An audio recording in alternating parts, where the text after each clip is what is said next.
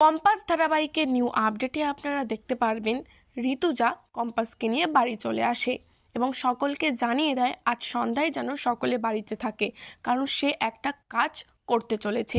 আমরা দেখতে পারবো যে ঋতুজা রাত্রেবেলায় সকলকে বাড়িতে থাকতে বলে এবং কি সকল পুলিশকে মিডিয়াকে বাড়িতে আসতে বলে।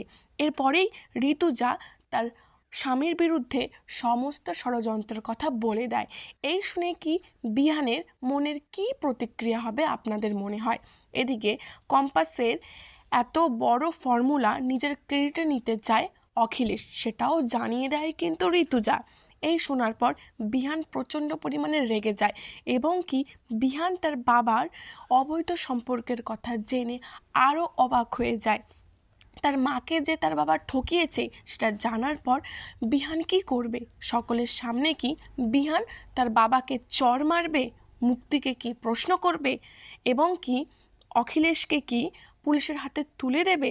আপনাদের কি মত অবশ্যই জানাতে পারেন। ঋতুজা কি পারবে সমস্ত সত্যি কথা সকলের সামনে তুলে ধরতে? আপনাদের কি মত? মূল ধারাবাহিক জানতে হলে অবশ্যই স্টার জলসায় চোখ রাখতে হবে।